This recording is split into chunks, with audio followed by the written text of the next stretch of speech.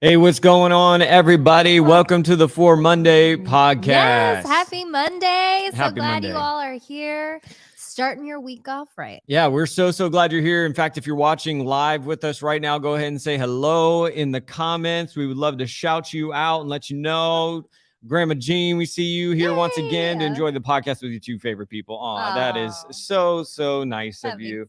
And then Jacqueline Farrenbrook. So we pretty much got your family watching live here. That's awesome. That's awesome. So thanks for your love, guys. Regardless of whether you're Jenna's family or just tuning in for the first time, found us on YouTube or you're part of Canvas, near or far, we're really glad that you're here. And we want to keep you in the loop with all the great content that's coming out of the Canvas community. And the best way for you to stay in the loop is, tell them, Jenna. Oh, you got to hit that subscribe button right there. So easy. That's not how all the YouTubers say it. All the cool YouTubers, they say, smash that subscribe button. Wow, really? I'm not a cool YouTuber. I'm going to say, tap that subscribe button. No, don't say tap that. You literally could have chosen any other I phrase. panicked under pressure. And you said tap that. You know what? They're going to remember it. And now I bet they're hitting subscribe. Guys, I'm so sorry that Jenna just told you to tap that. Click the subscribe button. And while you're there, go ahead and leave a review. If you're listening later on the podcast, leave a 5-star review. 5 stars. And share this with your friends, family, neighbors, whoever that you think might find it helpful. If you find it helpful, I bet somebody else will. So make sure you share it with somebody that you know. So easy to share. Share it on Facebook. Absolutely. I mean, this whole podcast is really about how do we follow Jesus together, not just Sunday, but every day. Yeah. And so whether you are a person of faith or you would not consider yourself a person of faith, maybe you have, a lot of convictions and maybe you have a lot of questions. Wherever you fall in that spectrum, we're really glad you're here. And this podcast is for you and I and us together to discover how we can better follow Jesus. So if you're tuning in, go ahead and say hello. Lisa, I see you. Lisa. Thank you so much for tuning in. We are honored that you would join us here today. It's going to be a good one. It's going to be good. I'm excited. We're going to be talking about Elon Musk and the Twitter takeover that went down a couple weeks ago, the layoffs happening in the Bay Area. Thanksgiving, a great way that you can make a difference this Christmas. I can't wait to share an update on that. And then we're going to talk about joy and grief. How can those two things coexist? Should they coexist? What does that look like? Joy and grief, because there's a lot of that during this time of year. Yeah. It's not a happy season for everybody. Right. For a lot of people, it's assumed that it's a happy time of year. But for some people, the happiest time of year brings to surface those things of grief, those areas of grief and loss. So we'll talk about that. But like you just said, we have Thanksgiving right around the corner. Next week. Oh, I can't Is it next week? Yes, it's next. Right. Let us know in the comments when Thanksgiving is, because apparently we have no idea what date it is. It is next Thursday. Week. I can't wait. That is crazy. That's crazy. So we like starting this podcast. If you're new here, we like starting it off with something just to get the juices flowing a little bit. Loosen y'all up. We want to see what you have to say. Absolutely. Because this isn't just a time for me and Jenna to talk. We actually do want you to join us in the conversation. So Thanksgiving is just around the corner. And of course, it's a time to be thankful, but it is also a time to eat. Come on, somebody. Good food. I can't wait for my house to smell like turkey. It's going to be delicious because Jenna's mom is an amazing cook. She's watching right now. Yeah. Amazing cook. And not only is she an amazing cook, but she makes a pie for every single person, their own pie. For every single person in attendance at Thanksgiving. So it's tradition. It's tradition. It's amazing. And so here's the question. What is, among all the dishes and sides and everything that you can have during Thanksgiving, what is your favorite dish?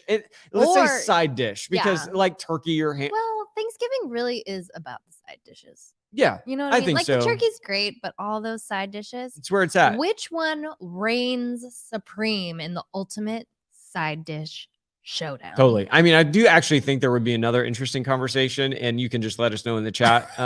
But who is turkey or ham better on Thanksgiving? Who eats ham on Thanksgiving? I would eat ham on Thanksgiving. I think ham is delicious. I don't know anybody. Ham is better than turkey. Ham on Thanksgiving. I'm not saying it's better. I just don't know anybody who eats it on Thanksgiving. I eat ham on Thanksgiving. No, you don't, because you don't. Well, not with you. When I was a kid, it was ham on Thanksgiving. Anyways, let us know, ham, turkey, which one reigns. But also let us know, what is your favorite side? Jenna, how about you? What is your favorite side dish? Oh, this is so hard because I love them all. But I'm going to have to go with mashed potatoes. Mashed potatoes. Oh, I could eat a whole bowl full No, it's right now. So American of you. I am American. Mashed potatoes, but like just any kind of mashed potatoes. Is there something in there that makes? I don't know because I don't make them, but whatever my mom does, Right. I just love a big old bowl of mashed potatoes. With gravy? They gotta be buttery and garlicky and creamy. Oh Yeah. But I know this is controversial, but I am not a gravy person. Not a gravy person. I try it every year just to make sure. So I'll try it again this year, but I'm fine without the gravy. I don't need it. I actually think that might be a sin that you don't like gravy on your mashed potatoes. Well, I don't like it at all. I don't want it on my plate. I think it's because it just gets everything messy, and I like all my food separated. Oh, no, not me. See, when I eat Thanksgiving meal, I want it all mixed together. I want it all like just mixed so I can just use a spoon and eat it. That's how I like doing Thanksgiving. Wait, so what's your favorite side dish? My favorite side, I think I saw someone shout it out how I saw you know my favorite side. It is Travis's stuffing. And I wish I could say it's my stuffing, but it originated from my family. It's stuffing with like sausage and grapes. It is really good. Grapes and Italian sausage. Grapes and Italian sausage. It's got a little sweet, a little spicy. Mm-hmm. It's delicious. Yeah. It's so good. It's definitely one of my favorite things. That's a good one. It's the best stuffing I've ever had. My mouth is literally watering. Oh, next week can't get here soon. It is watering right now. I cannot wait to eat. Okay, I've got a question before we move on. If you had to get rid of a side dish. If I had to get rid of, this is easy. It is? What's the sweet potatoes with the marshmallow on it? Do not say that. Is that what it's called? I'm so mad at you. What is it called? Sweet potatoes with marshmallow? Yams. Okay. Yams with marshmallow? Yeah. I could. And Red Hots? No. What? No, send that back to hell I where it belongs. never realized you didn't eat it. I don't like that. I actually hate that side. I mean, sorry, Jackie, if you make this. I'm sure yours is really good. I might actually just be getting myself in trouble right now, but like I really don't like. Wow, I didn't know you didn't like it that much. Do you try it every year? You should try it every year because your tastes change every 7 years. Your tastes change. No. It does. No. It does. I pray to Jesus. I have a conviction. I don't trust you. I should not eat that. But what about yours? If you could do away with any, what would it be? It's gonna be gravy. Well, okay, you already said gravy. Something that's not like a side dish. That's an accessory to a side dish. Accessory. But I love all the side dishes. Okay, I'd probably choose like the classic green bean casserole. What? You would get rid of the green bean? That's like probably a close number 2 for me. Really? Yes. There's the stuffing and then there's the green bean casserole for sure. Well, number 2. If I had to get rid of one, because I love yams, I love mashed potatoes, I love cranberries, I love the dinner rolls, I love Brussels sprouts. That's crazy. But hey, I'm glad to know that I'm not alone on the ham conversation. Giselle, we have ham on Thanksgiving and Christmas. Right. And then Eric, honey baked ham. Oh, yes, sir. I stand corrected. Yeah, I didn't know that this was a thing. It's a thing. Welcome to what really smart people eat on Thanksgiving. I thought that was definitely more of a Christmas dish. I mean, I think a Christmas ham is probably more traditional. I would say you're probably right. If we took a really large survey, wait, can you say that again? I would say there's a chance you're right, but right now you're wrong. So in this particular survey, ham wins. Well, regardless, I cannot wait for next week. I hope you all have good food plans. That's the most important. Get some food plans and some family plans. Slow down, enjoy Thanksgiving or friends. For those of you who can't be with family this time of year, don't do it alone. That's the biggest. Don't do it alone. Find somebody that you can do Thanksgiving with. It's a fun time of year. So, but we love this time of year too in Canvas because it's a really great opportunity to meet people where they are, provide for their needs. And I said this at Canvas yesterday. I want to reiterate it because it's important. We don't want to just be a church that shows up during the holidays, right? When it's like sort of like culturally acceptable and everyone kind of does it. Like we want to be a church that shows up all the time, but regardless, we still want to show up during Christmas as well because it's a special time, but it's not always a special time for those who are in need and not able to have gifts and even just like common necessities there. So Jenna, we shared this last week. Why don't you quickly share what we're doing this year? We have partnered with a nonprofit called Compass Family Services here in the city. And they actually help families who are on the brink of homelessness or who are homeless. And they really help them in a holistic way. They provide housing if they need it. They send parents to college. They provide therapy for kids and parents. They give parenting classes, provide babysitting, everything they can to help these families succeed. Yeah. So it's not just a bunch of Band-Aids, no. because sometimes I don't know, if you're cynical, right, you might look at this and be like, oh, okay, we're providing food and that's good, but like, how are we providing sustainable help? They are setting people up to succeed as a Yeah. family, Yeah. which I absolutely love. But they have an adopt a family program this year, and we have been matched with 2 families that are right here in San Francisco. Mhm. They are both on the brink of homelessness. And for these 2 families, the Christmas we provide will be the only Christmas they get this year. In terms of gifts Yes. and presents, everything. So we've gotten wish lists. Which, imagine this. I mean, for those who are watching right now, this is where empathy is so important. Empathy is not just feeling bad, but it's actually kind of entering into the story of somebody and asking, what if this were me? Yeah. And so as you're watching and listening to this, ask yourself, what if this Christmas you could not afford to give your kids, your loved ones, anything? Yeah. Anything at all, because you simply couldn't afford it. Like, what would that do to you? You know? And to kind of give you a little background, one of these families, they're in this position because COVID hit their house, and because they didn't have they couldn't go to their jobs. They lost their jobs. Yeah. And now they're at home and trying to look for work right now, which we'll talk about later, obviously is pretty hard. Yeah, absolutely. I mean, they are working hard and yet just getting beat down. So I think if we take the way of Jesus seriously, then we need to always meet people on the margins, meet people on the edges, meet people who are down and out, who are being crushed and who are isolated. Like, if we take Jesus seriously, those are the people that we go to. Yeah. And so we're going to these families, 2 families in particular, and we are right now already accepting donations. And I'm so proud of the Canvas family already for how you have responded.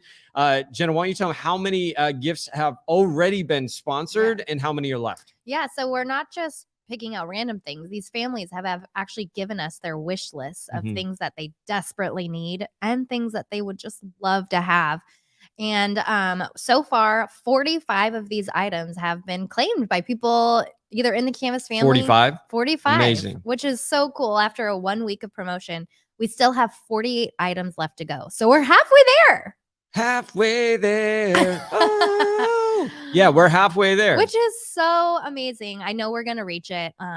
So we have lots of things left. We have things like pots and pans, kitchen cups, a small vacuum, baby toys, diapers, baby socks, toddler toys. We have so many things that people can choose from, whether that fits within their budget and where they want to stretch themselves this Christmas. Absolutely. So we got 48 items that we need to sponsor. I've put a link right there on the screen where you need to go, www.canvas-sf.com/events, and you'll see the Adopt a Family link right there. And so even if you ignore us for the next couple minutes, why don't you go ahead and go there and sponsor 1 gift, 2 gift, 3 gifts. Just do what you can do. I don't think you need to pay for everything, but do what you can do. And together, we're going to meet these needs for these 2 families. And I also had somebody ask me this past Sunday if they can order on Amazon and ship it to us. You can. It's in the information.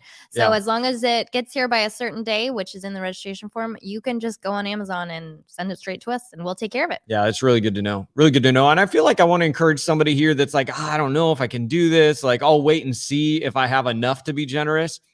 I mean, I'm not advocating that you're not smart financially and not respecting your budget, but at the same time, I think I think if you always take a generous risk, you're always going to see that return. I just really believe God meets us where we are. And when we are generous, God always meets our needs in return. And so I would just say, man, if you are a little hesitant right now, bet on generosity. Bet on generosity, see what it will do, not only in the lives of those you're generous to, but also in your own life, because you'll see how God, I believe, returns that in your life. So I want to invite you to do that. It's worth the risk. It's worth the time. So the sacrifice. We can all skip a coffee or an extra toy for us this Christmas. Absolutely. Absolutely. So it's going to be a really great opportunity to make a difference. I can't wait to see what God does. And I just think, I keep thinking about the kids and how they're going to have this story about how a church showed up for them. And I hope more than anything, they remember not Camus, but Jesus as a result of your generosity. So let's be Jesus to these families and let's be generous. Love it. It has been a crazy week in the Bay Area. Yeah. And if you are in the Bay Area, you likely know what I'm talking about, or you know someone who knows what I'm talking about. Or if you're not in the Bay Area. If you're not in the Bay Area, if you're reading the news, then you may not know, but some of you are like, okay, what is he talking about? So, there were massive layoffs happening in tech companies throughout the Bay Area. Smaller companies, medium-sized companies, large companies. It seems like everyone is really tightening up and scaling down their workforce. And I think it's really important that as we read these headlines, that we remember that this is more than words on a page that we're reading. These words represent the livelihood of people that are being affected. Absolutely. And of course, there's a lot of different arenas where people are being affected by the recession and by what's going on in our economy and whatnot. And this isn't a political conversation by any means. This is just a talk about this is what's happening. People just lost their jobs. People are losing their jobs. And we're seeing this a lot right now, at least in the Bay Area in tech, for a variety of reasons that I encourage you to read about. But essentially, tech skyrocketed in the beginning of the pandemic. People were using it like crazy. And people like Mark Zuckerberg even admitted that they were assuming that was just going to stay. Yeah. And then now that we've sort of got to the other side of COVID, people are not using technology as much. And so all that money that was coming in is no longer coming in. And of course, jobs are being lost. So you saw Meta earlier last week lay off 11,000 people. Wow. That's just Meta. 11,000 people. Twitter recently taken over by Elon Musk, laid off, I believe it was around half the workforce of Twitter. Half. Gosh. And done so over an email where they were told that, they had pretty much less than 24 hours that they had a job. To not only do they not have a job, they couldn't access their Twitter account. They couldn't, they were gone. They were done. It was a big deal. And then you have other tech companies that are also laying off a large number of workers right now. And so because we're in the Bay Area, we're in San Francisco, we know a lot of people who work in tech. And so my phone has been blowing up with people who have either been laid off or they know people who've been laid off. And it's just a heavier time in that part of the city's culture right now, And firstly, we just want to say that if you're in tech and you've been affected by the layoffs, we are praying for you. Please send us a note, a DM. Let us know how we can continue to pray for you. We know that it's just an unpredictable and really volatile time, and to lose your job during this time of year, I'm sure makes things even harder. So we're here for you. And my heart has just been feeling for you because of how difficult this all is. But I wanted to take a second and talk. I don't know, have you read much about Elon Musk and Twitter and everything happening there? Just headlines. Yeah, there's a lot of headlines right now. And it can feel a little overwhelming. Not necessarily the heartbreaking news, but everything else. Yeah, absolutely. It feels like a reality TV show. Yeah. It really does right now feel like a reality TV show, and you're watching Elon take over Twitter, and his Twitter feed right now is just kind of like, what in the world, even the lead up to the takeover was drama. Yeah, it's really, really something else. But I've noticed something that I read an article the other day, and I was kind of noticing it, and this article kind of gave me language for it. It seemed like, Elon Musk, owner of Tesla, SpaceX, he's going to space. He's really, whether you like the guy or not, and I know there's a lot of people who have very strong opinions about him, but whether you like the guy or not, he has started companies that have, at least on paper, been wildly successful, have done some pretty amazing things and innovated, cars that we're seeing more and more and more. I actually rode in my first Tesla on the way in an Uber. Your first one? I've never been in one before. Wow. It was crazy. On the big screen, you could actually see it. It would tell you when street cones were in front of you, and it would show it on the screen. Wow, I didn't know the exact number of the street. I was sitting in the back. I was like, that's crazy. It took me 10 minutes to figure out how to do the handle though on the door. Cause it's inside the door, and you have to, I felt the driver actually had to open the door for me from the inside. Travis, I could not figure it out. I could build websites. I could do this. I could not figure out how to open the door of a Tesla. Teslas are everywhere though. They're everywhere right now. And obviously you have, I believe it's called SpaceX, where, he's going to space. He's doing really pretty amazing things. You can't deny that part of it. No. But what's interesting though, is you're not seeing that same momentum, that same sort of success, at least off the bat here. Who knows? Time will tell what happens with Twitter, but you're not seeing that happen right now. It feels like it really feels like it's falling apart. It almost feels like, I read an article the other day saying, like, if Twitter shut down, what that would do for historians, because of so much history is documented on Twitter. Whoa, and that if Twitter shut down, we would lose that forever. So it would almost be like we would lose a large part of history to learn from. It's a big deal. Twitter is a big deal. And it feels like it's falling apart. So I guess the thing I've been wondering, and then I read this article kind of affirmed it, is like, what is the difference between the success that Elon has had with Tesla and SpaceX and what's happening at Twitter? And in this article, it said something to the effect of at SpaceX and Tesla, Elon would make people work long hours on site, just crazy, like work crazy hard. And people would do it. They would sleep in their offices. They would eat at their desks. They would never stop working. And they were saying, but the reason people would do it is because the vision was clear. Ooh. That the why behind what we're doing is so clear that they're like, we will endure a high level of stress, of pain, of discomfort. We will sacrifice because the vision is worth the sacrifice. But what you're seeing at Twitter is that you're not seeing that same commitment of like, we're going to sleep in the office. We're going to work crazy hours. Like, he's pretty much telling people, if you don't get back in the office, that is your resignation. You're done. And so he's working really hard, it seems, to get people back in the office. And yet it doesn't seem like it's, and I could totally be wrong, but from the outside looking in, it doesn't seem like it really has the teeth or momentum that you have seen in Tesla, or with his, with what he's doing, trying to get to space.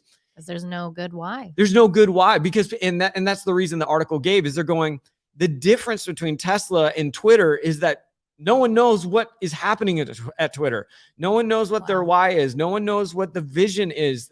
We're just like doing work. And because of that, the threshold for pain, discomfort, and sacrifice is so much lower. Wow. And I thought, man, what a really good leadership principle.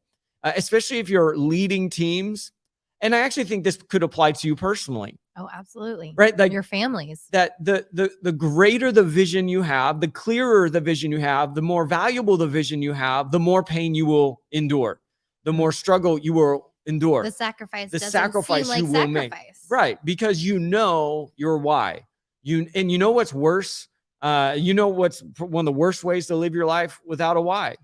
Because you're going through pain and you don't know why. Yeah. You're going through struggle and you don't know why. So why would you struggle if you have no reason? Absolutely. I think a life with pain isn't fun by any stretch of the imagination, but what's worse than a life with pain is a life of pain that has no purpose attached to it. Yeah. That has no meaning attached to it. It's just pain. Yeah. And so maybe for some of us, if you're struggling with your struggle, or your threshold for pain is really going low, maybe it's asking yourself, what is my why? And if you don't have a why, it's really clarifying, what is my why? Or your team. Maybe you're really experiencing bad morale on your team. You're struggling to get them from point A to point B. Like you're just really, it just feels like people aren't buying in. I would venture to say 9 times out of 10, it's not because they're just bad workers. Yeah. Or they just don't get it. Yeah. Or they're just lazy, or they're just millennials and Gen Z or whatever. Like, no, maybe it's because your vision isn't clear. Yeah. Or if it's clear, maybe your vision just isn't compelling. Or big enough. Yeah. And that's where it's really hard for leaders, because you have to take ownership. Yeah. Right? Like any good leader takes the blame. Yeah. You have to. Yeah. At the end of the day, it falls on you. And if your vision isn't clear, if your vision isn't compelling, then the threshold for sacrifice and pain that will be required to move that vision forward will be so much lower. I wrote this down this morning. Your capacity for pain is directly connected to the clarity of your purpose. Say it again. Say it again. Your capacity for pain is directly connected to the clarity of your purpose. The clarity of your purpose. And so I just think it's incredibly important to maybe lean into that, to remember that. And yes, we just got some spammy comments there. So for those who are watching, That's funny. I just saw it and deleted, blocked. I missed it. They Yes. must have heard we were talking about Elon. Yeah. Elon's robots are coming for us But right this now. is so good. And I think, you know, since we're parents, I always am seeing these things and how they apply to us as a family as well. I think this is equally as important, yes, for your teams and the people you're leading, but the family you're leading. Mm. If you don't have a clear family value or a vision for what kind of family you want to lead or have, it's going to be the same thing. Yeah. You'll be all over the place. Yeah. And even thinking about how when it comes to raising your child, you know, how many parents, they just say, do this. And the kid's like, why? Yeah. Because I said so. Yeah. And if not, we blame them. Oh, they're bad kids. Right. Yeah. As if any child has ever heard a parent say, because I said so. And they're like, wow, you know, I never thought of that. That's compelling. Brilliant point. It's clear, but it's not compelling. Right. But yeah, I mean, it's like when you ask your child to do something and give them a why. Don't just tell them what to do. Yeah. Sure. Do you have the authority to do that? I guess. Yeah. But is that going to create a very strong human being? Probably not. It's not a compelling vision. It's really not. And will create a lot of rebellion. Yeah. I mean, I remember as a teenager, if my parents or a teacher ever just gave me the, like, cause I said so, that made me want to rebel so much more. Yeah. Right. Mm-hmm. Especially if I believed in what I was trying to fight for was worth it. Yeah. That I would rebel because your why was not very compelling. Yeah. And so it's just, I don't know. I mean, it's a mess over there at Twitter, but I think there's some lessons that we all can grab a hold of. I was talking to somebody the other day and they asked, like, how do you learn from everybody in every situation? And I just was reminded that, you know, and I told them this, I do believe learning is a decision, you know. It's a decision. It's a decision. You can learn from anyone and anything, anytime, anywhere. And so I think this is one of those situations that we can lean into and see what's going to happen. And I mean, it is absolutely, you know, going to take some time, and we'll see how things play out. I mean, my goodness, it is early on, but regardless, what we're seeing is, I mean, with Tesla and SpaceX, you know what they're trying to accomplish. With Twitter, right now, we don't really know yet. What are we doing here? Yeah. Like, we're giving away blue check marks for $8 and like, and that didn't work out. That was a hot mess. And so it's going to take some time. We got to give some runway there for sure. But regardless, I think the leadership principle still stands that you need to have a strong why. If you're going to endure the what, you got to have a strong why. The hard times. Yeah, that's so good. Because life's not easy, right? Yeah. You know, and especially if you're going to do things worth doing, those things are going to be difficult. Yeah. If you're doing something that costs you nothing and stretches you, it doesn't stretch you and doesn't hurt you even at times, I would venture to say you're not doing something worth doing. Yeah. Things worth doing are not easy things. They're hard things. Yeah. And so because they're hard things, because they will bring pain in your life and struggle in your life and heartache in your life, like, so much more important now that you have a strong why. Yeah. Because when you're in the middle of the storm, you're in the middle of the battle and you feel like giving up, all you're going to have is your why. Yeah.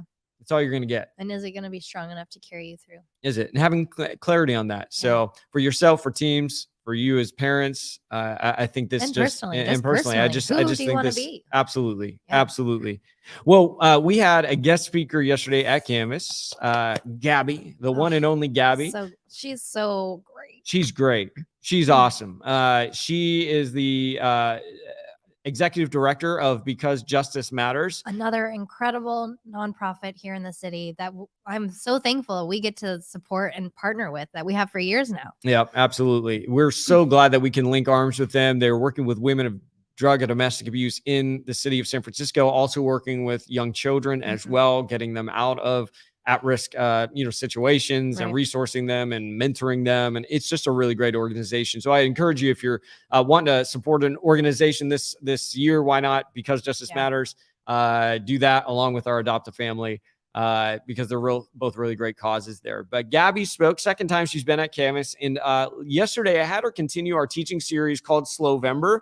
If you haven't watched this series, I would encourage you to go online and tune in. Unfortunately, we weren't able to record her teaching yesterday, which is such a bummer. We're still trying to figure out some of our Sunday video stuff, but you can still catch the first message from it. But we want to give you a little bit of a recap of what she talked about in that teaching, because I thought it was so good as we lean into this conversation of how do we slow down during November? How do we practice Slowvember and really be present here during this time of year that can so easily slip through your fingers? Like we already. We're like, Thanksgiving's next week. To like go, cram everything in at once. Totally. And so she continued and she really asked this question: what does it mean to slow down and wait on the Lord? What does it really mean to slow down and wait on the Lord? Now, if you're churched, you come from a more church background, or you've been in the church for some time, chances are you've heard that phrase, wait on the Lord. But I'm just going to wager that if I had 10 Christians in a room and I said, what does it mean to wait on the Lord? I might get 10 different answers. Absolutely. And it's not that those 10 are wrong or anything, but like, it's one of those phrases we throw around while I'm waiting on the Lord. And it sounds really spiritual.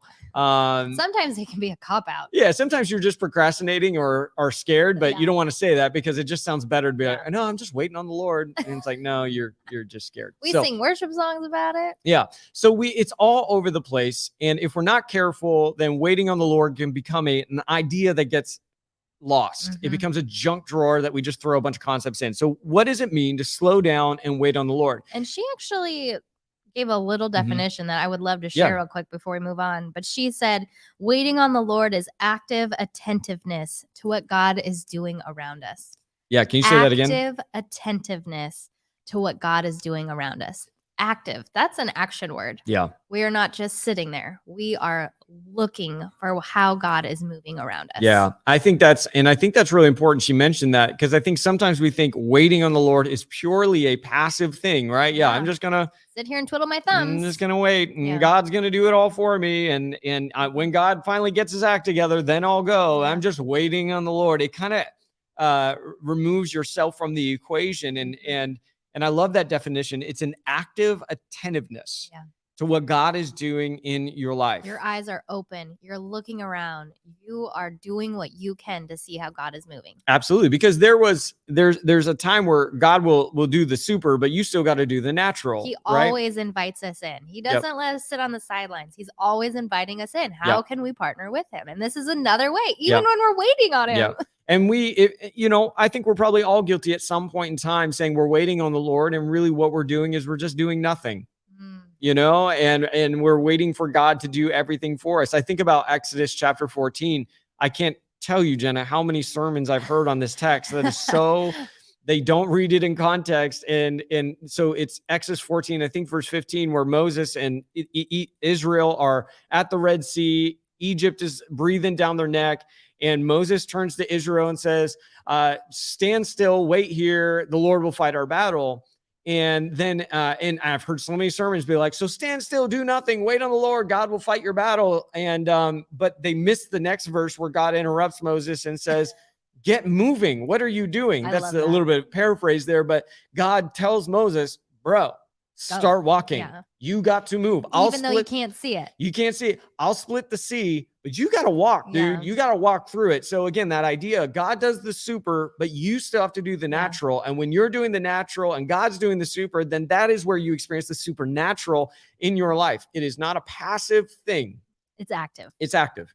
And it's an active attentiveness. Yeah. What is that like when you talk about attentive? What does that do for you when you think about that? You're paying attention. You're not losing focus. You're keeping your eyes where it needs to be.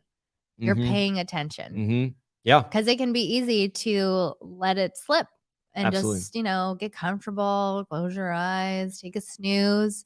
But when spiritually, but being attentive is you are actively paying attention and looking for ways that God is moving. So how do you practice being attentive? Not that you're like a pro at it. You're just as much in progress as I am, but how do you practice being attentive to what maybe God is doing in the day to day? Well, I think one thing that helps me stay attentive is one thing we do every night at dinner is we do 3 things we're thankful for. Yeah. And that may seem a little weird, but by practicing being like saying what I'm thankful for, it is forcing me to look around me and see what God is doing around me. Yeah, because I found that people who are distracted with their life, they can only see what's wrong. Yeah. They can never see what's good. And some days it's much harder. Totally. And some days you might have 10 things that are wrong and only one thing that's good. It's not saying you need to have 10 things that are good every day. Yeah. You might only have one, but like it does take a level of attentiveness to see that. And gratitude tends to open your eyes a little wider. Yeah. And I think the more and more that you practice gratitude, the easier it becomes to see what God is doing on a regular basis. I think that's just one way, but I think it's a really easy way to start. Yeah, I think there's sometimes this assumption that gratitude is just a thing positive people do, right? And they're like, well, I'm just not wired that way. No, I mean, gratitude is a muscle that you have to continually work out and practice. It doesn't always come easy. I don't think especially in today's world, it is not easy to be grateful. It is not. We live in a bad news world. Yeah, it's attractive these days. It is. It's easy. It's the lowest hanging fruit. Yeah. Anyone can be a cynic. Yeah. Anyone can go on Facebook and get courageous behind a screen and leave a comment, but like what really takes work is saying, hey, there's a lot of bad things, sure, but there's some good here. Yeah. There's some good here. No, I think that's good. I think what about you? Just being still, honestly, for me, being attentive, because I'm drawn to movement. I'm drawn to hustle. I'm drawn to achieving and working, and I like to move fast. So I think I intentionally every day have to truly slow down, like to a stop, and just be in silence and in stillness and just see what bubbles to the surface.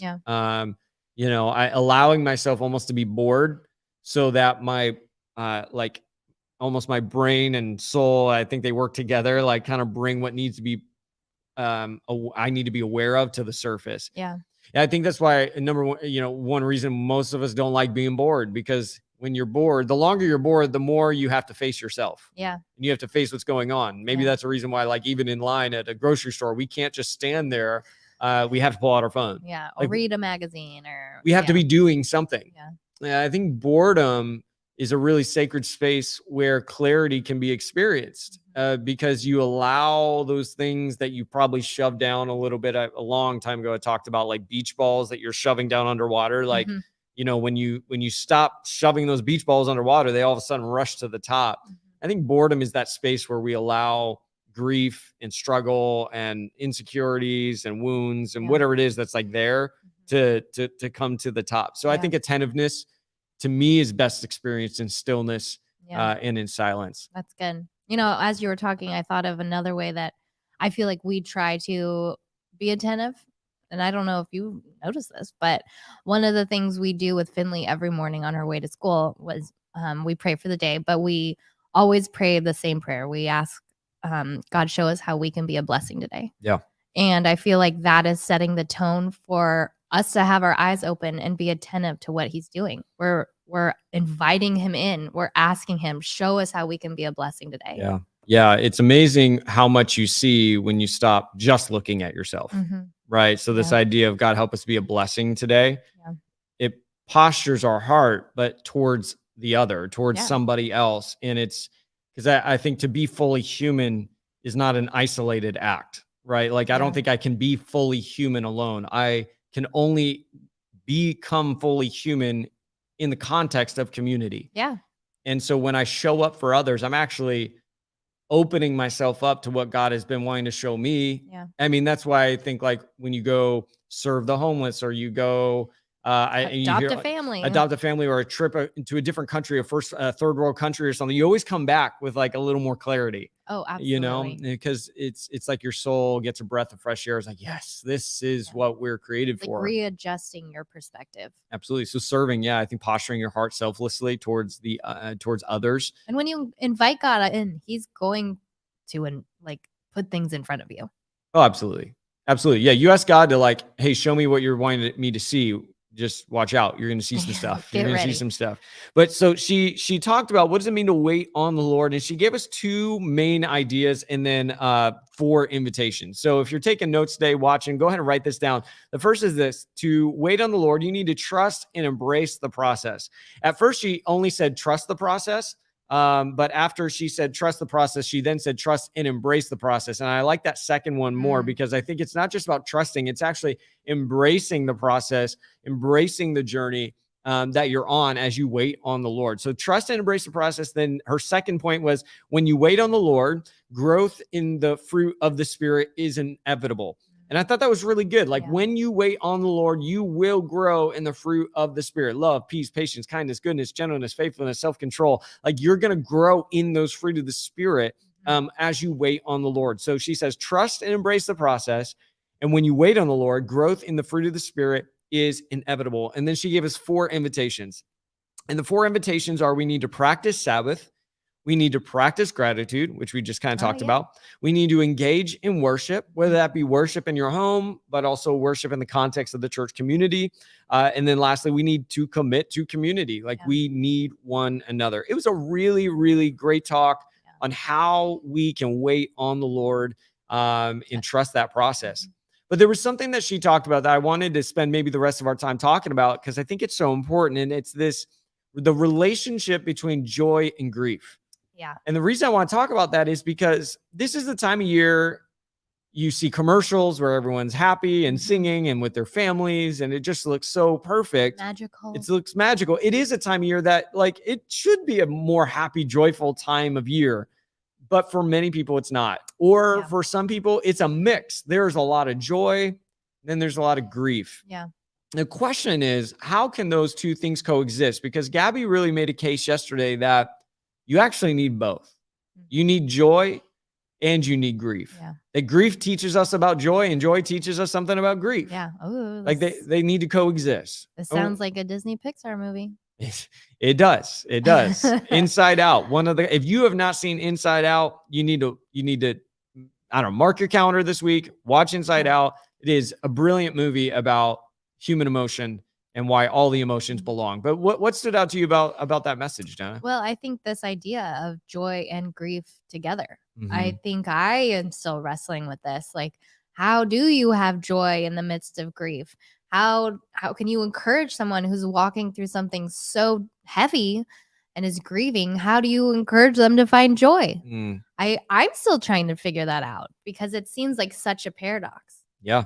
And I mean, when we're talking about grief, I know you kind of just used this with the beach ball analogy, but she did say, like, trust the process, slow down enough, allow things to come to the surface. And for a lot of us, grief is going to be what comes to the surface.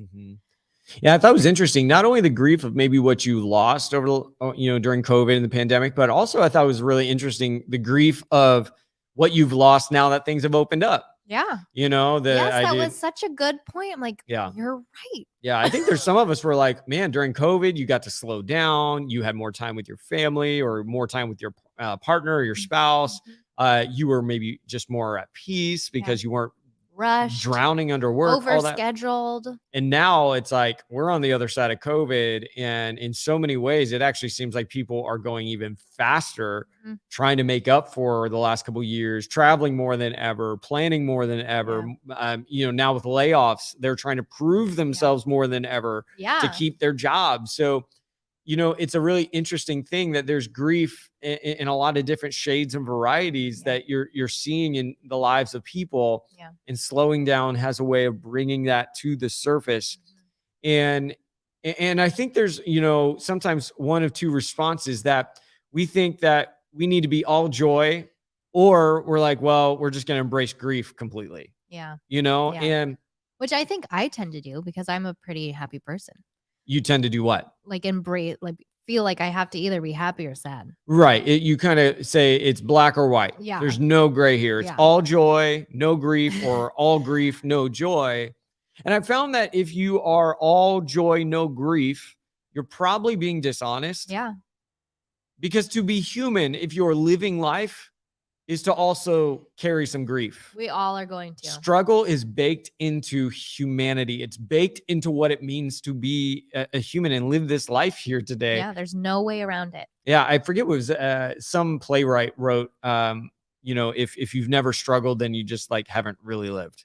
You probably haven't even been born yet. It's because it's just part of life. So if you're all joy, happy, joy, happy, clappy all the time, no grief, you're probably being dishonest and not necessarily even totally dishonest with others, but you're just being more so dishonest with yourself. Yeah. At least I found that a lot, that when I am trying to put a smile on my face and pretend that everything's good and there's no grief whatsoever, usually I'm just lying to myself. Yeah. Well, and again, to her point, when you slow down, that it will come up. It will. And I think so. But if you're all joy, no grief, you're probably being dishonest. And if you're all grief and no joy, I would say you're probably stuck in a chapter of pain. Like if you're all grief, no joy, you can't, not only can you not have joy, but here's how you know if you're stuck in your grief.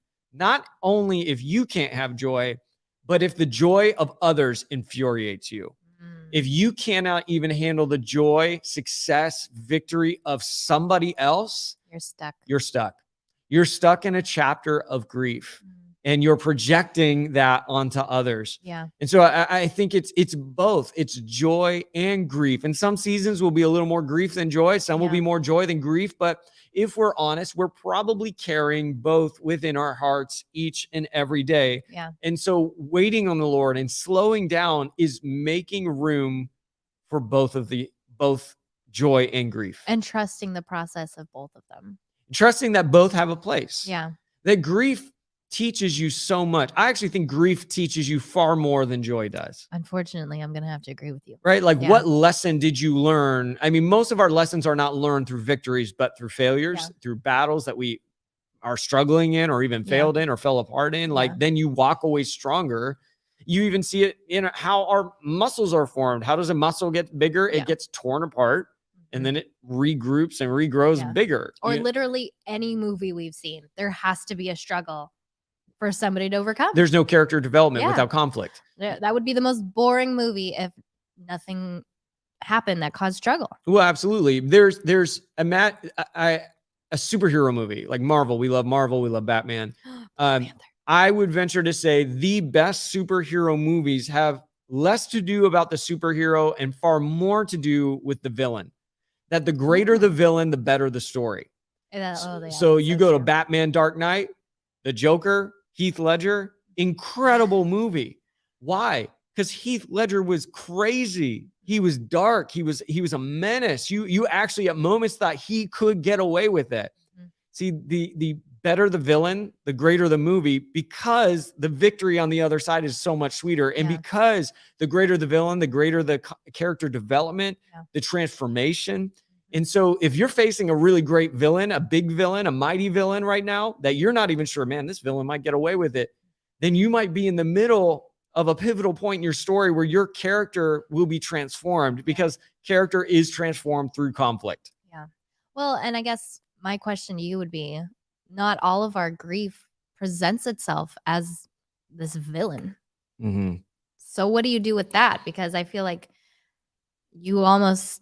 there's sometimes our grief, you just have to walk through it. And it's not necessarily this evil villain that you have to overcome, but it's something you have to just accept.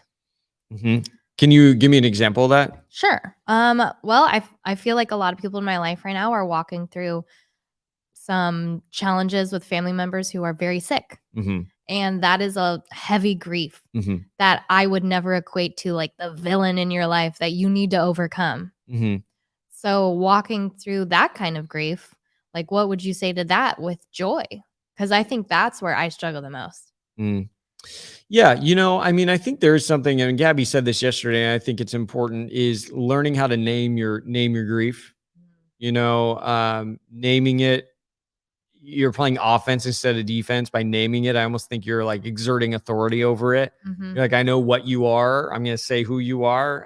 So I think there's something to be said about, hey, I'm going through a loss right now. And this loss is probably going to, like the loss of a loved one, maybe it's a parent or a spouse or a child. Like I think a part of grief is naming it and understanding like, hey, as a result of this loss, I'm probably going to walk with a little bit more of a limp the rest of my life. Yeah.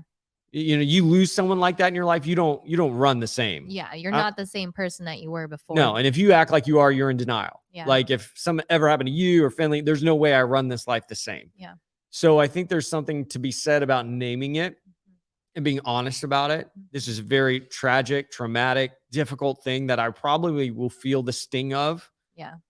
But, and that's the thing, are you going to put a period at the end of that or a comma? I think that's where we have to remember we have the authority to put a comma where maybe other people would put a period. So we put a comma and say, this is I might walk with a little bit more of a limp. I may feel this sting. This is a terrible, terrible thing, but it will not be the end of me. I will honor this person's life through the way that I live mine. Yeah. How you continue on. Yeah. But I will not be here forever. I might be here for a while, but I will not be here forever. Yeah. I may be grieving and feeling this in the deepest way for a while, but this will not be where my story ends. I think that's a good perspective right there. And I just think there's something about naming it. Yeah.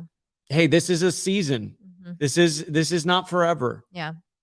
So I see you, seasonal grief. I see you right there. Yeah.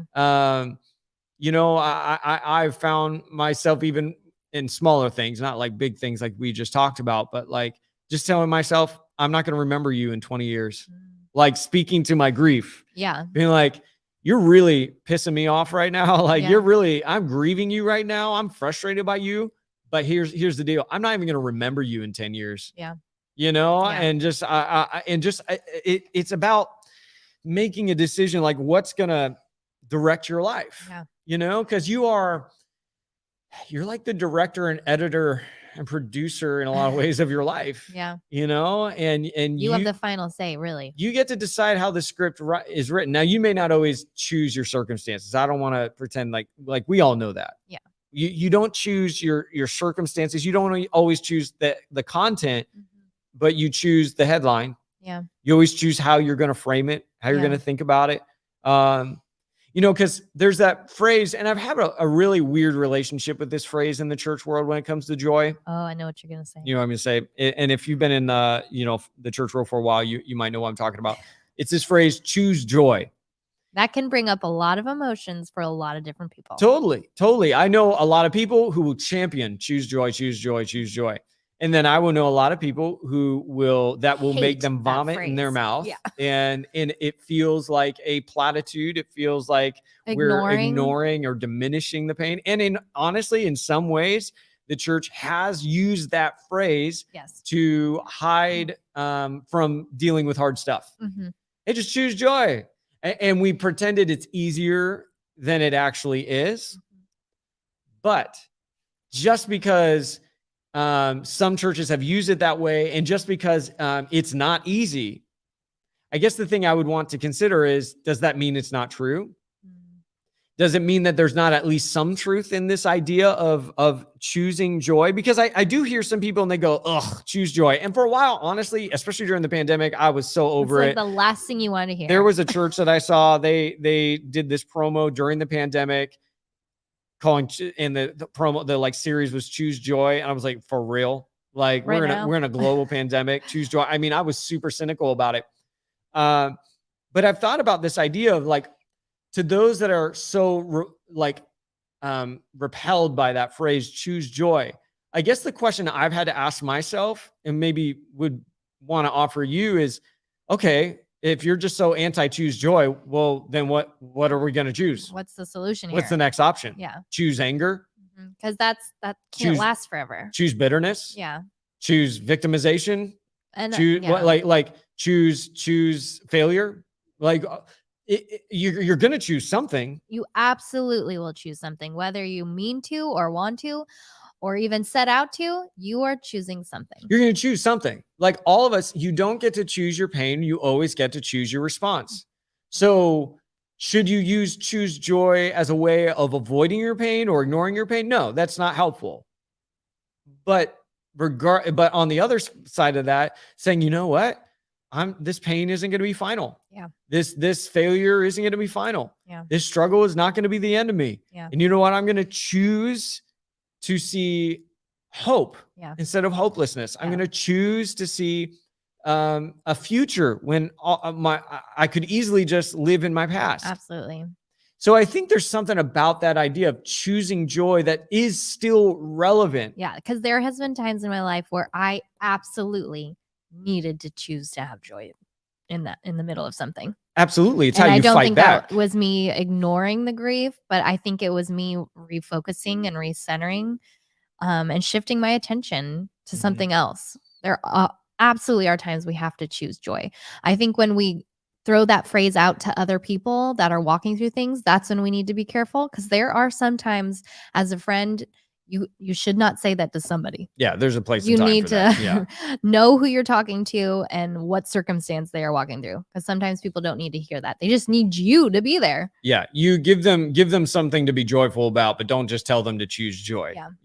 Please, if you're listening right now and your friend is going through a difficult situation, don't tell them to choose joy. Just be there for them. Yeah, but at the same time, for yourself, I think this is really for us. It's like, how do we fight back? I think joy is a way we fight back. Yeah. Joy is a way that we fight back against struggle. Joy is a way that we fight back against pain. Joy is a way that we fight back against hopelessness, like where we refuse to believe that those things are going to get the final word. And I think by choosing joy, we're also not letting ourselves disappear. We're choosing to let ourselves be seen in a different way. Yep. In a new way. Yep.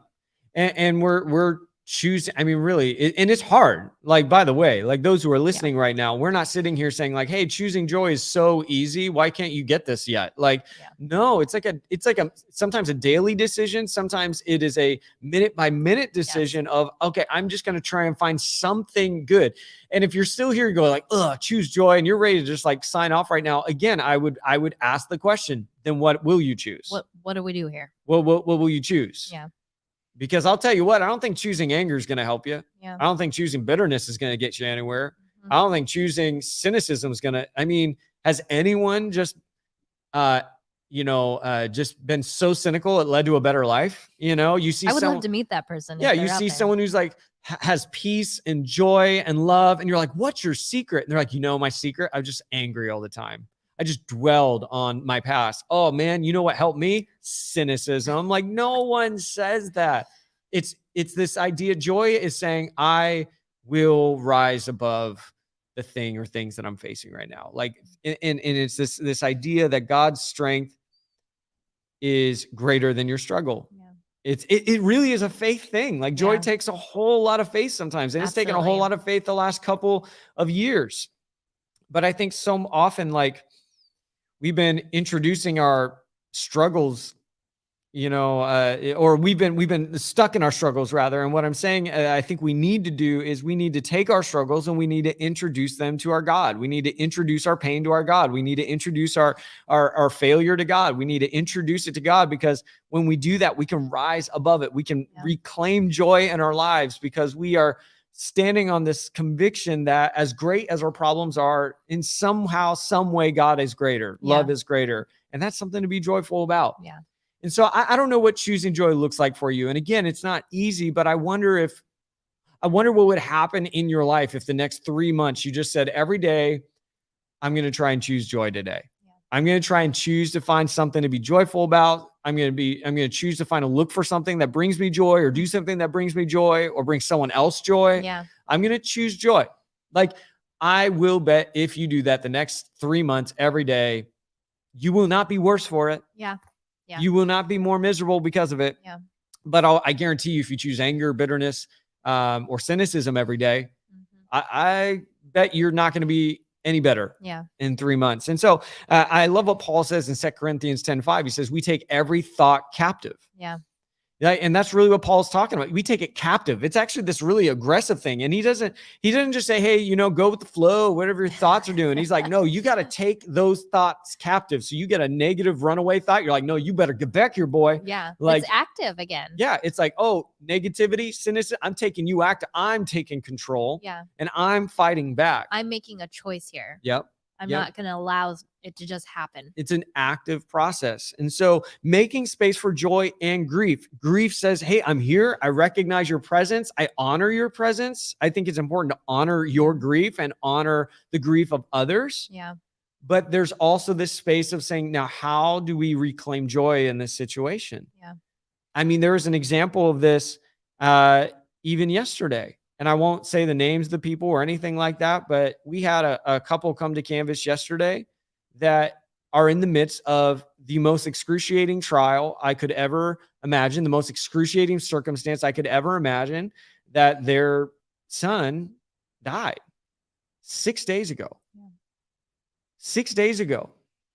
And I stood there and I talked with them yesterday and I heard their story.